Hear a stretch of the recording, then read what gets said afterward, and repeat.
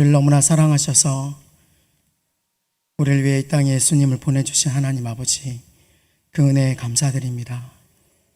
그 은혜가 없었다면 오늘 우리가 이렇게 기쁘게 하나님을 찬양하고 예배할 수 없는 죄인에 불과했을 건데, 오늘 우리가 하나님의 자녀가 되어서 하나님을 아버지라 부르고 오늘 이렇게 주 앞에 나올 수 있도록 은혜를 베풀어 주셔서 감사합니다. 이 고난주간 하나님의 말씀을 듣습니다. 하나님, 듣는 우리들이 하나님 마음이 전달되는 귀한 시간이 될 수 있도록 하나님 역사하여 주시옵소서. 전하는 저도 하나님의 마음만 전할 수 있도록 성령님 역사하여 주시옵소서. 그래서 오늘 아브라함을 본받아 다음 세대를 위해 기도하고 다음 세대를 위해서 우리가 나아갈 수 있는 귀한 기쁨의 동산 교회가 될 수 있도록 은혜 베풀어 주시옵소서. 감사드리며 살아계신 우리 주 예수님의 이름으로 기도하옵나이다. 아멘. 할렐루야. 먼저 한번 일본어로 인사 한번 했으면 좋겠습니다. 곤방와. 네, 곤방와가 저녁 인사거든요. 옆에 있는 분 빨리 오라는 거예요. 곤방와. 자, 한번 인사 한번 했으면 좋겠습니다. 곤방와. 집에서 자주 안 들으시나요? 빨리 나가면 안 들어오신 분들 계시잖아요. 그럴 때 곤방아 이렇게 인사하시면 좋을 것 같습니다. 예, 농담이고요. 먼저 저는 일본 선교사로 나간 지는 이제 9년 차가 되었고요. 일본 선교를 하고 일본 선교사로서 여러분 앞에 섰다고 저는 그렇게 생각하고 오늘 말씀을 전하겠습니다. 일본 사회와 현황을 먼저 좀 들으셨으면 좋겠는데, 작년에 한국인들이 일본에 여행 오신 지 몇 분이 오셨는지 혹시 아시나요? 뉴스에 많이 나왔는데 한 750만 명이 왔다고 하더라고요. 그러니까 거의 한 집에 한 명은 온 꼴이죠. 예, 그 정도로 많이 들어와 있는데, 일본은 인구가 약 1억 2,300만이 넘는 전 세계 11위 국가예요. 인구로. 되게 사람이 많이 살죠. 네. 그리고 교회 수는 2023년 전에 약 8천 교회가 있다고 했었어요. 근데 작년 말에 그 통계에 의하면 코로나로 약 1,000개 교회가 없어져서 약 7,100개 교회가 남아 있는데, 그 중에서도 한 1,000교회라고 하는데 그 정도 교회가 목사님이 안 계셔요. 네. 목사님이 안 계시고 한 목사님이 3군데 교회를 담당을 하고 한 주는 이 교회에 가서 한 주는 이 교회에 가서 그런 교회도 많이 있다고 합니다. 저희도 많이 가서 봤고요.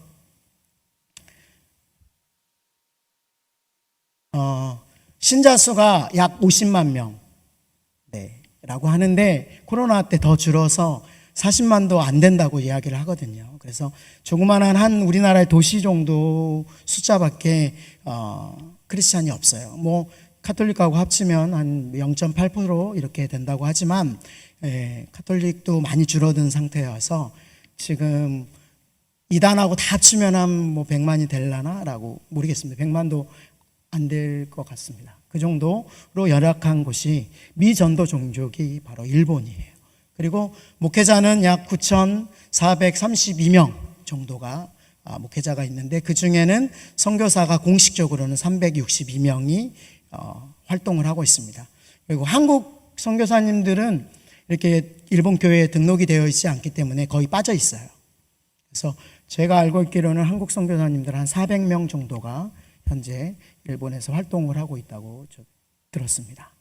그리고 일본은 신사라고 하는, 여러분 많이 보셨죠? 예, 신사. 세상의 모든 것이 신이 될 수 있습니다. 일본은. 이것도 내가 신을 만들면 만들 수 있어요. 예, 여기에도 정령, 신이 있다고 믿어요. 그리고 이런 물의 신은 기본적으로 있는 거고요. 그래서 일본에서 가장 신사 중에 가장 돈을 많이 버는 신사가 물의 신을 섬기는 신사예요. 스미요시 타이샤라는 신사인데 전국에 체인점이 16개가 있습니다. 네, 체인점이 있어요. 그렇게 신도와 신사를 섬기는 사람들이 약 8,800만 명 정도입니다. 그리고 불교 사원도 약 8,500만 명. 근데 저렇게 하면 인구를 넘어서잖아요. 그렇죠? 근데 그게 아니라 한 사람이 절도 섬기고, 한 사람이 교회도 가고, 한 사람이 신사도 가고, 한 사람이 이렇게 다 섬겨요. 그래서 저렇게 신도수가 많은 거예요. 그림에 보이시다시피 노란색 표시가 보이신가요? 네, 저 노란색은 전국에 아주 많이 분포되어 있는데 하나의 행정 지역이에요.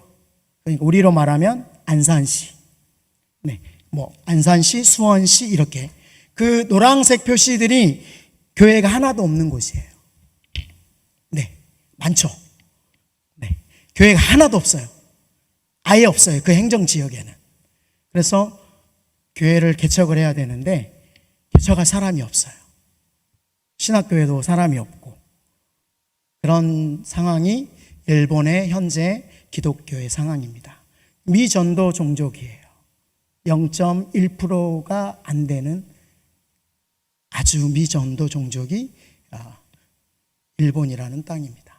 일본은 그러면 어떻게 복음이 들어왔을까요?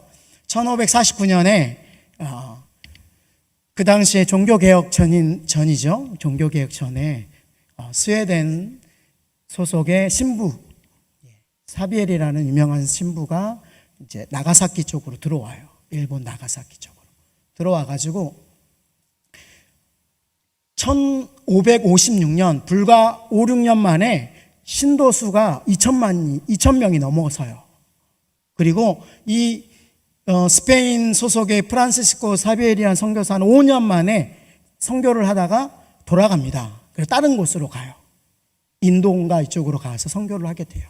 그리고 나머지 급격히 사람들이 막 불어나서 여기저기 예수를 믿게 되고 큐슈라는 지역은 약 80%가 예수를 믿게 돼요. 그리고 그 큐슈에서 믿었던 사람들이 계속해서 올라가서 어디까지 올라가냐면요, 교토, 그 당시의 수도까지 복음이 전파되게 됩니다. 근데 그 밑에 이렇게 있었던 도요토미 히데요시가 그걸 보고 놀래요. 이러다가 큰일 나겠다. 자기보다 위에 있는 신이 있잖아요. 그 신이 만약에 나의 말을 듣지 않으면 어떡하지? 라고 하면서 종교 박해를 시작해요.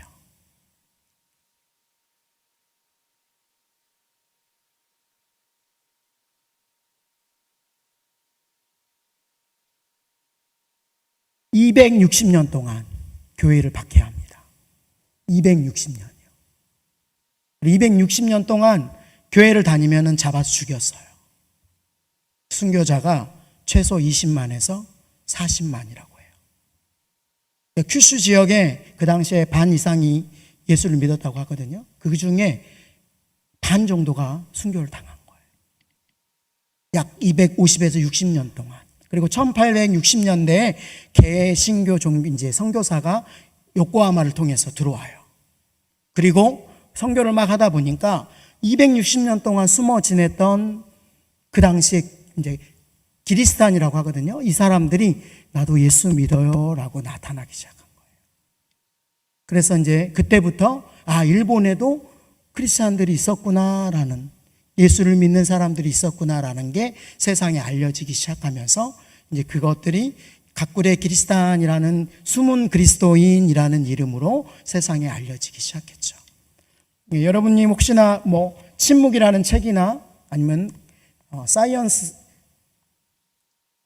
사이런스라는 영화를 보게 되면 이 내용이 그대로 등장합니다. 어떻게 그 사람들이 죽었고 박해를 당했고 고문을 당했는지. 그게 일본이에요. 우리가 역사적으로 나쁜 것만, 안 좋은 것만 이렇게 생각하시잖아요. 그렇지만 일본이 먼저 우리보다 기독교를 받아들였고 일본에도 순교당한 순교의 피가 있는 땅이 일본입니다. 그래서 저는 오늘 그 일본을 이야기하고 싶어요. 여러분이 일본을 위해서 기도해 주셔야 되기 때문이죠. 저희가 지금까지 사역한 사역들이거든요. 이제 일본에 있는 제가 일본 CCC와 협력을 했고, 그 다음에 간사이 고등학교 선교회 하이비에이, 고등학생들만 선교하는 선교 모임이 있어요. 저기 보이는 학생들이 보이시나요? 저 학생들이 간사이라는 지역의 전체가 다 모인 숫자가 적이에요. 근데 간사이라는 지역은 어느 정도 크냐면요, 우리나라 충청 남북도, 전라 남북도, 경상 남북도 합치 정도예요. 근데 저 정도가 다예요. 왜 모이냐면요, 자기네 교회에 친구들이 없어요. 저기 와야지 지 친구들을 만나는 거예요. 2주에 한 번씩 만나는데, 만나서 같이 교제하고 말씀 공부하고 거기서 친해져서 결혼도 하고, 예, 그렇게 모여요. 매주 2주에 한 번씩 토요일 날 모여서 같이 예배하고 교제하고 말씀 공부하고 하는 사역을 하고 있습니다. 그 다음에 저희가 또 오사카에 있는 사랑의 교회라는 교회, 저렇게 교회 모습 보이시나요? 저기 교회라고 안 보이시죠? 근데 저게 교회였어요. 저희가 가보니까 교회를 공사를 저렇게 해가지고 이렇게 이쁜 교회가 됐습니다. 교회가 돼서 저희가 협력하는 교회 사역을 했었고요. 이렇게 협력하는 사역을 하고 저희가 한 2년 정도 사역을 했던 교회입니다. 그리고 토요나카 제1부흥교회, 얼마 전까지 저희가 사역했던 교회입니다. 뭐 많이 모이지는 않아요. 많이 모이지는 않는데 일본에 거주하는 일본인들과 제1교포들 2, 3세들 이렇게 모여서 함께 하나님을 섬기는 교회입니다. 그다음에 이렇게 저기 교회도 벽지낭 이런 데가 막 물이 새고 막 이런 데도 공사를 안 해요. 20년 넘게. 벽지도 하나 안 발라요. 그래서 저희가 가서 이렇게 협조를 구하고 이렇게 한국의 사람들한테 후원을 부탁해서 300만 원 후원을 받아서 저렇게 방음도 하고 보수도 하고 이런 공사를 했습니다. 여기는 히메지에 있는 히메지 비전교회. 얼마 전까지 저희가 사역했던 교회, 일본인 찬양 인도자를 세우고 저희가 이제 개척을 위해서 사역을 마무리했습니다. 여기는 이제 저희가 한 달에 한 번씩 가서 섬기는, 오사카에서 동경을 가려면 차로 9시간을 가야 되거든요. 근데 그렇게 멀리 있는 곳이에요. 동경에 있는 동경 비전교회입니다. 여기는 한인 사역을 하세요. 그래서 제가 가서 한인들, 청년들을 교육시키고 훈련시키는 예배 사역을 했었습니다.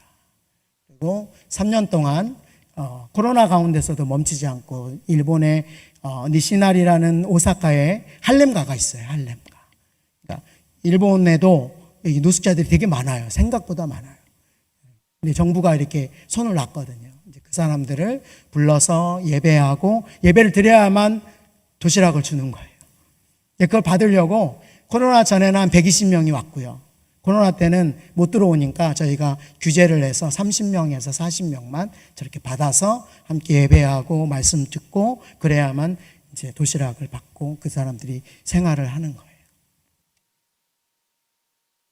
이제 지금은 그 사역을 내려놓고 제가 한 코로나 가운데 1년 정도 신학교를 좀 공부를 했거든요. 일본 신학교를 들어가서 공부하면서 그들과 친해진 사람들하고 이제 개인 전도를 하러 다닙니다. 노숙자들을 만나서 전도하고 복음을 전하는 사역을 하고 있습니다. 제가 공부했던 일본에서 그나마 많이 모이는 신학교예요. 좀 뜨겁고 젊은이가 있는, 그렇게 같이 모여서 교제하고 지금도 함께 이렇게 사역하고 이런 일들을 감당하고 있습니다. 그리고 이제 저희가 정말 하나님의 은혜로 열심히 준비하고 달려가려고 예배학교라는 것을 시작을 했습니다. 제가 한국에 있을 때 예배 사역을 계속 했었기 때문에 예배를 가르쳐야 되겠다라고 처음부터 생각을 했어요. 왜냐하면 일본 교회에 있는 예배가 다 죽어 있습니다. 정말 예배가 정말 죽어 있어요. 가서 깜짝 놀랄 정도로 죽어 있습니다. 그래서 그 예배를 익혀야 되겠다라는 생각이 하나님 주신 저에게 마음이었어요. 그래서 예배를 깨우자. 그래서 저희가 일본 교회를 막 찾아간 이유가 이런 이벤트로는 절대 안 변하더라고요. 사람들이 가서 훈련시키고 변화시키고 교육시켜서 저들의 예배가 살아나고 하나님을 만나고 그 안에서 역동적인 게 일어나야지만 되겠다라는 생각을 가지고 이제 코로나 전에 막 준비를 해서 하나님 정말로 준비할 수 있게끔 해주셔서 장소도 다 구했거든요. 저렇게 딱 준비를 했는데 2020년부터 코로나가 팍 터졌어요. 그래서 오랜 기간 동안 아주 힘든 시간을 지내오면서 예배학교를 뭐 어떻게 해야 되나라고 이제 고민하고 있습니다. 그 사역들을 이렇게 막 공사를 아내랑 둘이서 열심히 바닥도 하고 막 열심히 하나님의 은혜로 했는데, 또 코로나라는 게 큰 장벽이 와서 사역은 또 많이 중단되고 또 그렇게 되었습니다. 그렇게 예배 사역은 뭐 교회 거기서 못하지만 지금도 일본 교회를 저희가 찾아가서 집회도 하고 말씀도 전하고 예배 세미나도 하고 이런 사역을 얼마 전까지 하다가 들어왔어요. 사역을 하다가 좀 계속해서 그런 사역을 하고 들어왔습니다. 일본은 기도를 안 하는 나라예요. 네, 크리스찬도 기도를 하지 않아요. 딱 주일날 한 번 와서 예배 드리는 게 거의 끝이에요. 성경도 대부분 읽지 않아요. 네, 그래서 먼저 기도 제목 하나 던지고 그 말씀을 들어가겠습니다. 기도해 주셔야 돼요. 사람들의 영혼을 위해서. 1억 2천만이 넘는 사람들이 기도를 하지 않아요. 그래서 복음이 전해지지 못해요. 그러니까 우리가 옆 동네잖아요.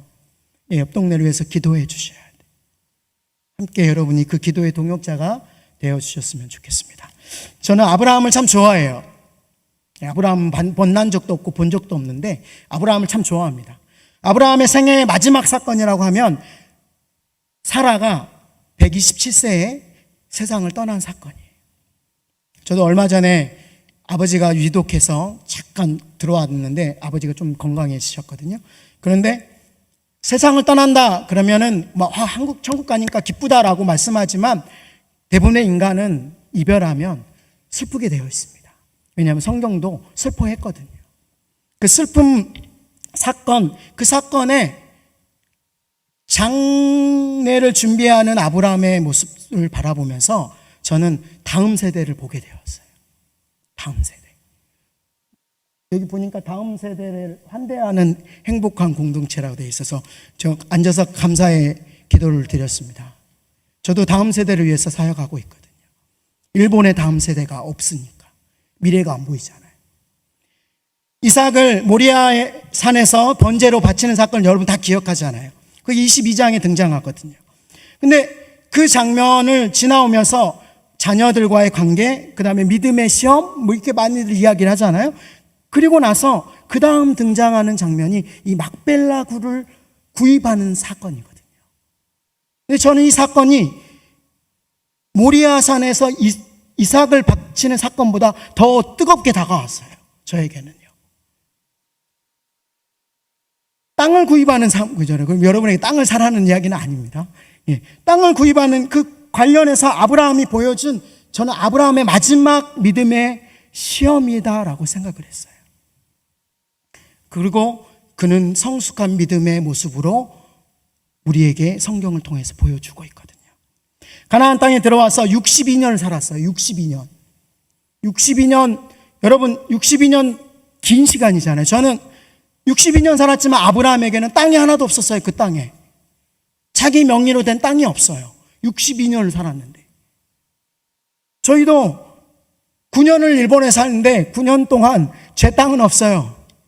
저는 언제나 그 땅에서 저희는 이방인이에요.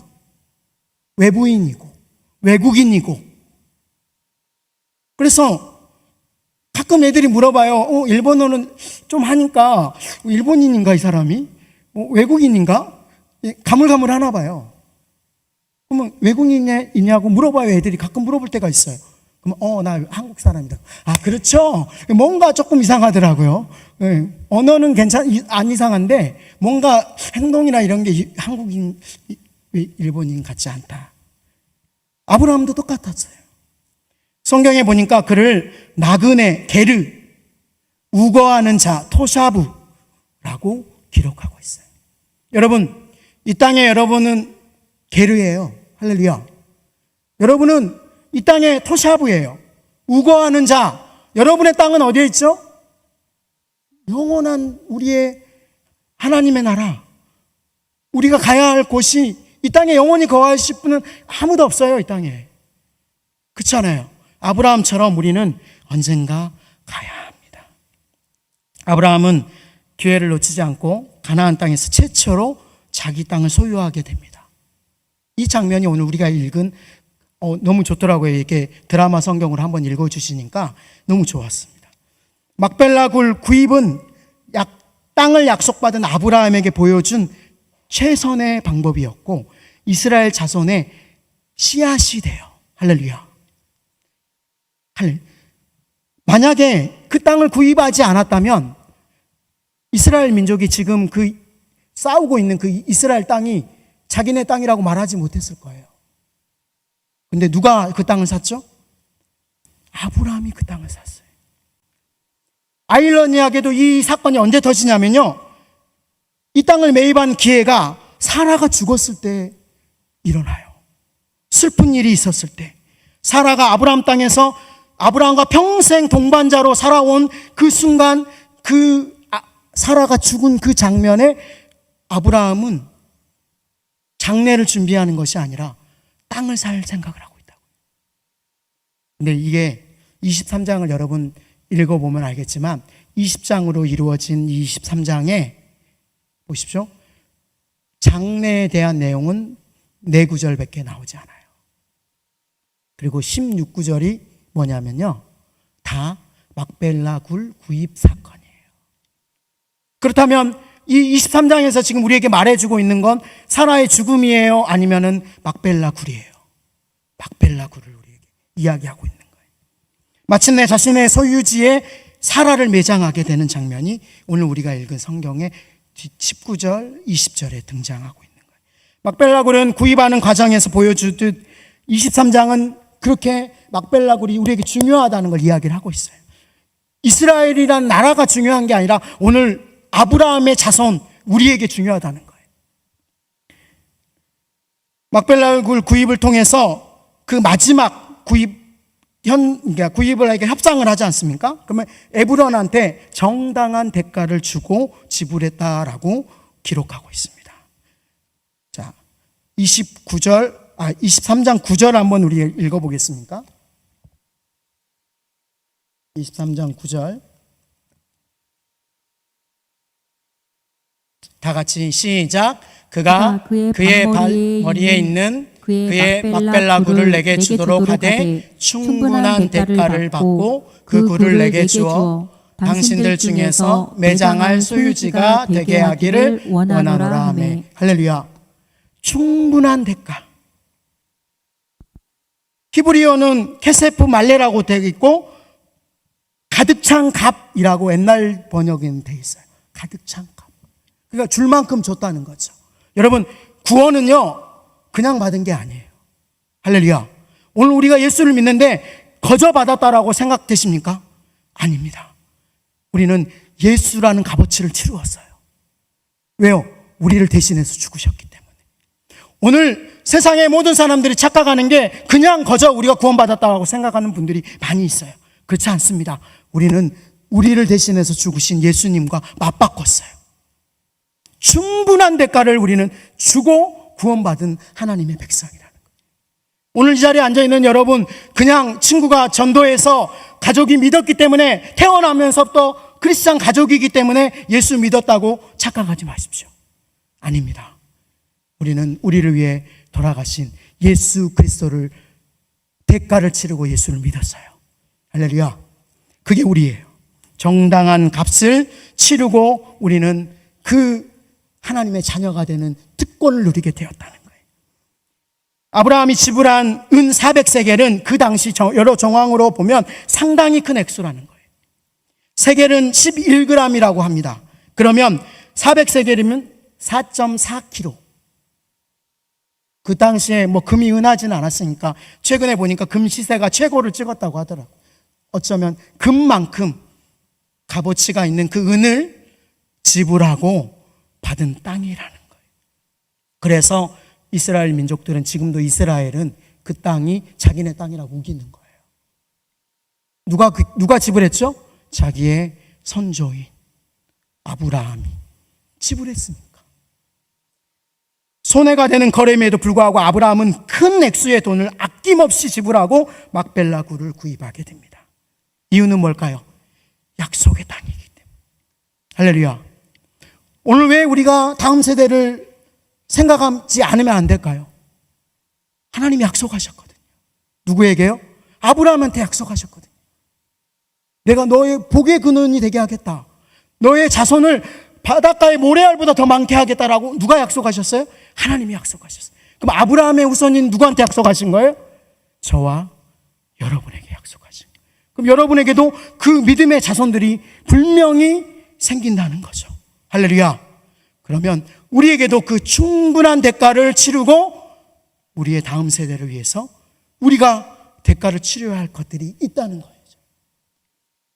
언젠가 하나님께서 약속하신 대로 가나안 땅을 그의 후손에게 주실 거라는 확신, 그것 때문이었어요. 근데 안타깝지만 일본 교회들은 이 다음 세대에 관심이 없습니다. 전혀 관심이 없어요. 모든 게 다 장년인주예요. 정말 안타까울 정도로 돈도 투자하지 않아요. 20명의 주일학교가 있는 정말 큰 주일학교예요. 일본에서는요. 20명의 주일학교 1년 예산이 우리나라 돈으로 50만 원이에요. 50만 원으로 간식, 교재, 캠프 다 해야 돼요. 그러니까 선생님들이 부족하니까 자기네들이 자기 사비를 털어서 돈을 메꾸고, 그래도 전도사님이 교회에다가 이야기를 해요. 좀 재정을 늘려주십시오. 왜 돈이 필요한가? 말을 못해요. 그게 지금 일본의 현 주소고, 주일학교의 주소고, 중고등부의 주소예요. 얼마나 안타깝습니까? 간식 하나도 못 사줘요. 창세기 15장 6절에 아브라함이 여호와를 믿으니 여호와께서 이를 그의 의로 여기시고라는 장면이 등장하거든요. 하나님을 믿었다는 거예요. 할렐루야. 근데 믿음으로 우리는 의롭다함을 칭함을 받는다고 하잖아요. 믿음으로 구원을 받는다고 하면, 그러면 믿는다. 믿음이라는 게 얼마나 우리 구원에 중요한 건지 우리 알고 있잖아요. 그렇죠? 근데 이 믿음이 뭘까요? 이 믿음이 뭘까요? 일본 사람들도 교회 오면 다 믿는다고 그래요, 하나님을요. 그 믿음이 뭘까요? 믿음은 히브리어로 에무나, 구약에 에무나라는 단어를 써요. 히브리어로 에무나. 근데 이 에무나가 믿는다라는 아만이라는 동사의 명사형으로 바뀐 거예요. 그러니까 여호와를 믿으니는 아만이라는 동사를 썼고, 이 에무나는 구약 성경에요. 여러분, 한국어에 믿음이라는 단어는 한 번밖에 등장하지 않아요. 딱 한 번밖에 안 나와요. 한국어로 번역된 데는. 하박국 2장 4절에 보면 이렇게 기록하고 있습니다. 보라, 그의 마음은 교만하며 그 속에서 정직하지 못하나 의인은 그의 믿음으로 말미암아 살리라. 여기에서 믿음이란 단어가 우리 개역 개정에는 한 번밖에 등장하지 않아요. 그러면 그렇게 믿음이 좋다고, 믿음으로 하나님 믿는다고 하고 하면서 왜 구약 성경에 믿음이 한 번밖에 등장하지 않을까요? 그렇지 않습니다. 이 에무나는 딱 한 번 등장하는 게 아니라 총 49번이 등장해요. 근데 믿음이라고 번역이 되지 않았습니다. 출애굽기 17장 12절을 좀 띄워줄 수 있을까요? 출애굽기 17장 12절. 아까 보내드린 것 다 같이 한번 읽어보겠습니다. 시작. 모세의 팔이 피곤함에 그들이 돌을 가져다가 모세 아래에 놓아 그로 위에 앉게 하고 아론과 훌이 하나는 이편에서 하나는 저편에서 모세의 손을 붙들어 올렸더니 그의 손이 해가 지도록 내려오지 아니한지라. 여기에 믿음이 있어요. 에무나가. 어디일까요? 내려오지 아니한지라가 에무나로 기록되어 있습니다.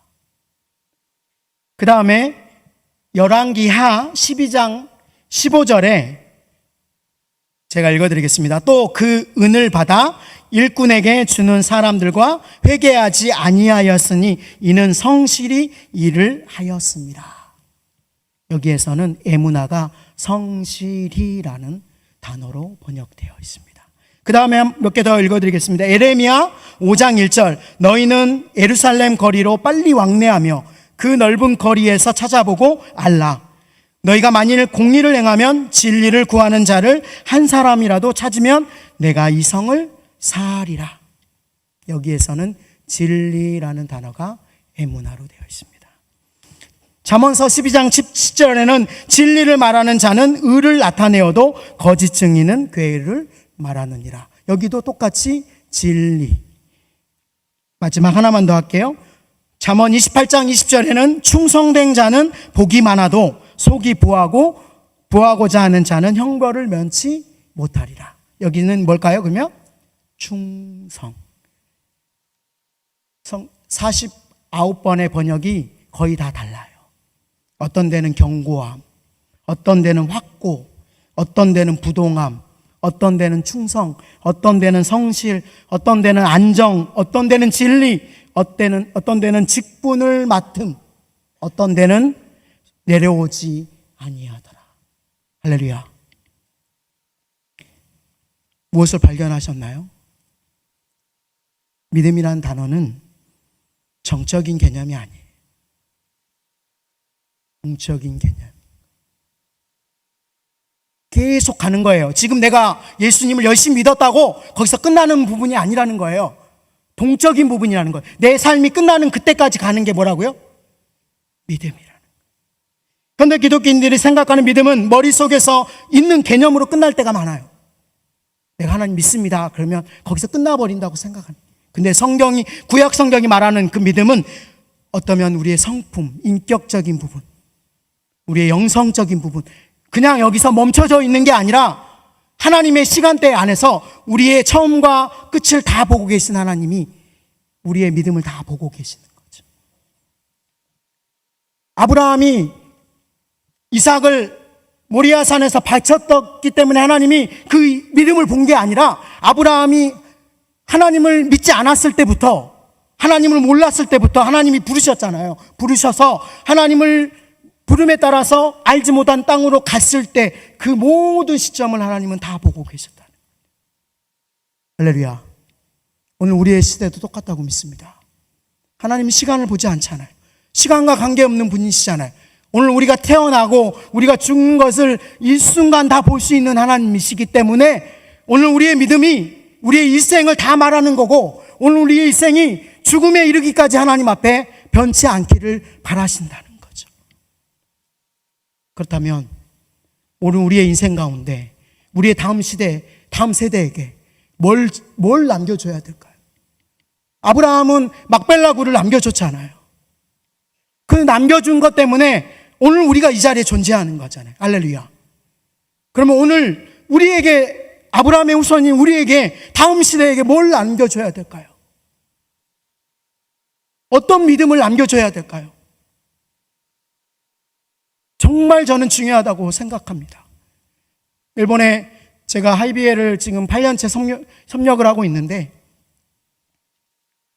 일본엔 대물림을 해요. 총리도, 국회의원도, 의사도, 사장도 다 대물림을 해요. 근데 딱 한 직업만 대물림이 안 돼요. 자녀한테 절대로 안 물려줘요. 눈치채셨나요? 목사. 너는 절대 목사는 되지 마라 그래요. 이유가 뭘까요? 지지리도 가난하고 치지리도 힘들고, 그러니까 저랑 같이 공부했던 신학생이 있습니다. 엔도라는 신학생인데 3대예요. 3대. 할아버지부터 예수를 믿어서, 4대. 자기가 4대예요. 4대. 목사, 할아버지, 증조 할아버지가 목사님, 할아버지가 목사님, 아버지가 목사예요. 자기는 절대로 목사가 안 되겠대요. 너무 가슴이 아팠어요.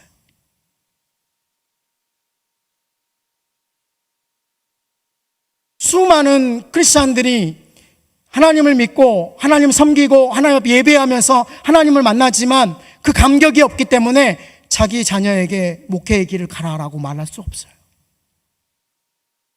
오늘 이 시대를 살아가고 있는 우리를 돌아보시면 좋겠습니다. 우리의 자녀에게 우리가 떳떳하게 너는 하나님을 잘 섬기고 아빠를 본받아 이 길을 갔으면 좋겠다라고 말할 수 있는 사람이 몇이나 될까요? 아브라함을 보면서 에무나라는 이 믿음이 다시 한번 떠올리게 됐어요. 정말 우리가 하나님을 믿고 살아가고 있을까? 수없이 많은 일본의 신사를 다니는 사람들처럼 문을 들어가면 신의 세계, 문을 나오면 인간의 세계라고 생각해요.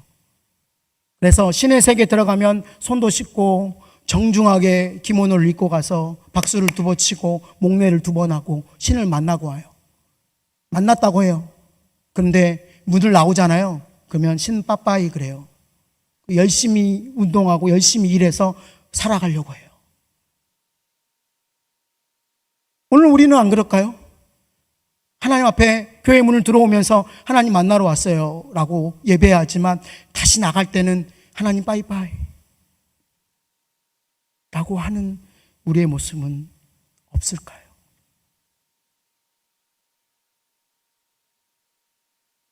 저는 일본에 있으면서 그 한국 드라마나 K-팝에 엄청난 도움을 많이 받습니다, 저희가. 왜냐하면 그게 인기가 많으면 한국인 선교사들이 인기가 많아져요. 그리고 대화를 해줘요. 예, 한국의 위상이 높아지면 높아질수록 우리에게 말을 걸어오는 사람들이 많아져요. 또 신뢰가 되고. 그렇다면 그것들 때문에 우리가 영향을 받고 있는데 이 드라마를 한번 생각해 보세요. 드라마를 만든 감독이 1편부터 마지막 편까지 다 알고 계시잖아요. 그렇죠? 근데 누구는 몰라요? 저희는 모릅니다. 저희만 모르는 거예요. 감독은 다 알아요. 어떻게 끝날지 결말을 다 알고 만들기 때문에. 우리의 감독은 누구시죠? 하나님이에요. 영원한 우리의 감독, 우리의 인생의 감독. 그 감독이 우리의 인생을 다 보고 계셔요. 내가 어떻게 결말될지를 다 보고 계셔요. 근데 오늘 우리가 이 믿음을 어떻게 생각하고 살아가고 있냐. 아브라함의 인생도 우리의 인생도 하나님이 우리의 인생을 다 보시고 우리에게 베팅하시는 거예요. 내가 너의 믿음을 보았다. 그리고 하나님은 기다려주시는 거예요. 우리가 넘어지어도 무너지고 또 시련이 와고 하나님 막 없다고 막 이렇게 할 때도 있고 막 그러잖아요, 여러분. 그럼에도 불구하고 하나님은 기다려주세요. 왜요? 우리의 인생의 모든 장면을 다 보고 계시기 때문에. 욥이건 아브라함이건 모세건 다 필요한 거는 이 시대를 살아가는 모든 사람에게 필요한 건 바로 이 믿음이에요. 그 믿음이 있었기 때문에 저는 아브라함이 막벨라 굴을 샀다고 믿어요. 할렐루야. 오늘 여러분에게도 이 믿음이 있었으면 좋겠습니다. 다음 세대, 그냥 허공에 대고 하는 다음 세대가 아니에요. 그들이 이 교회를 지키지 못하고 이 교회의 복음을 지키지 않으면 한국 교회도 어느 순간에 무너져요. 할렐루야. 그렇다면 우리가 제일 먼저 실천할 수 있는 것은 우리의 자녀들이고 또 우리 교회의 아이들이고 그들이 믿음으로 살아갈 수 있도록 우리가 모델이 되고 모범이 되고 그들에게 그걸 전해주고 보여줘야만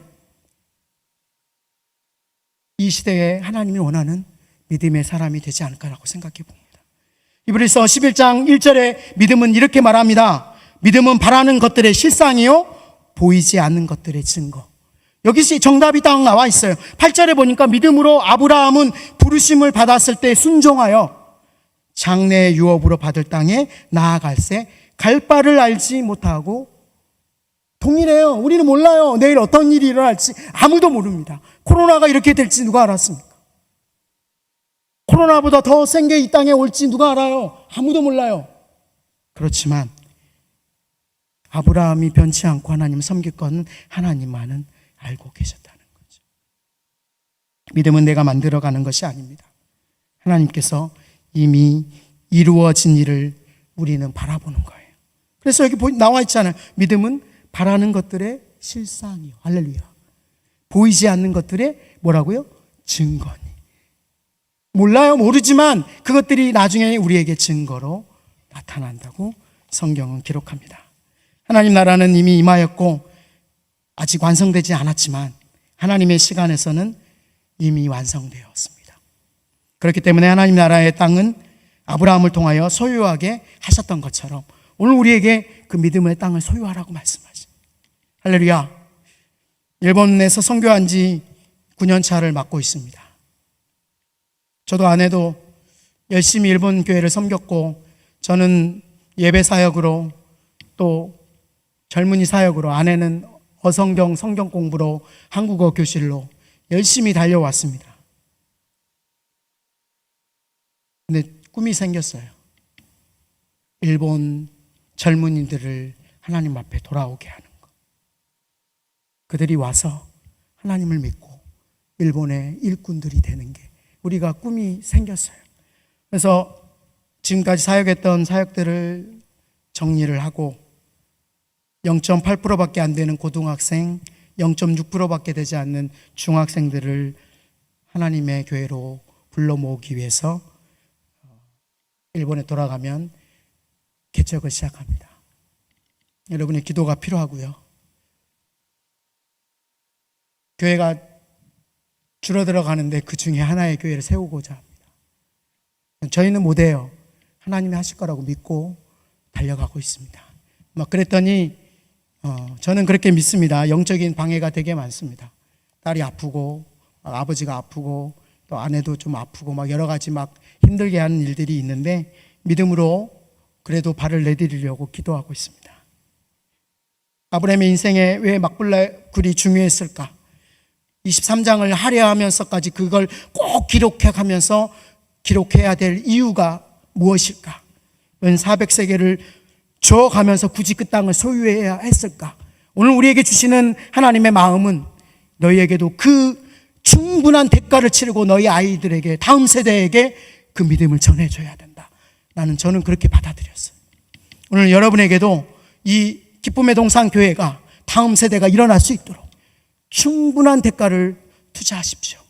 그게 기도가 되든, 그게 말씀이 되든, 그게 예배가 되든, 전도가 되든 여러분의 방식으로 은 400세계를 투자해서 우리의 이스라엘 민족에게 그 땅을 소유하게끔 해주었던 것처럼 오늘 우리에게도 우리의 자녀가, 우리 다음 세대가 그 충분한 대가를 가지고 하나님을 섬기고 살아갈 수 있도록 했으면 좋겠어요.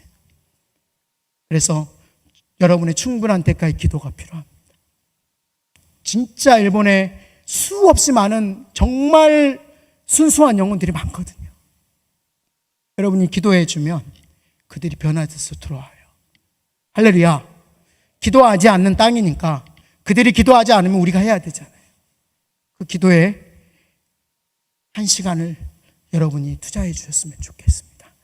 하나님께서 그 메시지를 전달하라고 저희 가족을 기쁨의 동산교회에 보내주셨다고 저는 믿습니다. 저는 또 안산에도 한 17년 살다가 또 이사 가서 이렇게 선교를 갔는데 고향이 온 것 같아요.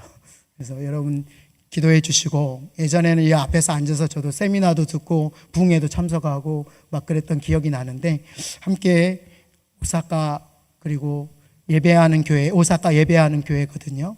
그곳에 많은 젊은이들이 와서 예배자로 세워지고 각 곳에 흩어져서 하나님의 교회를 세워가는 귀한 사역이 이루어질 수 있도록 위해서 기도해 주셨으면 좋겠습니다. 기도 제목은 그거예요. 그것만 놓고 교회가 세워져 갈 수 있도록, 그리고 그 교회를 통하여 일본의 수없이 많은 젊은이들이 하나님 앞에 돌아올 수 있게 해달라고 제가 기도하고 마치겠습니다. 하나님 감사합니다. 몰랐던 일본 이야기를 들었습니다. 하나님 가슴 뜨겁게 사무치도록 하나님 역사하여 주시옵소서. 우리가 역사적인 문제, 여러 가지 관계적인 문제 때문에 일본 사람들을 미워하고 또 싫어하는 오랜 기간을 지나왔지만 하나님은 그렇지 않았습니다. 그들도 사랑하셨고 그들도 품고 계셨고 그 땅에도 복음을 하나님께서 허락하여 주셨기 때문에 오늘 우리가 그 땅을 위해서 기도하려고 합니다. 하나님, 기쁨의 동산에 나오는 모든 성도님, 교회 성도들이 하나님 일본에 있는 영혼들을 위해서 기도할 수 있도록 역사하여 주시옵소서. 그 마음을 하나님께서 허락하여 주시고 하나님 그 기도를 들으시고 하나님 그 땅에 복음이 전해질 수 있도록 도와주시옵소서. 혹시 우리가 요나같이 하나님의 마음에 불순종하지는 않았는지 돌아볼 수 있도록 하나님 도와주셔서 하나님 요나를 통하여 하나님 복음이 전했던 것처럼 오늘 우리에게도 그 순수한 마음들이 회복되는 놀라운 역사가 일어날 수 있도록 은혜 베풀어 주시옵소서. 감사드리며 우리를 구원하신 우리 주 예수님의 이름으로 기도하옵나이다. 아멘.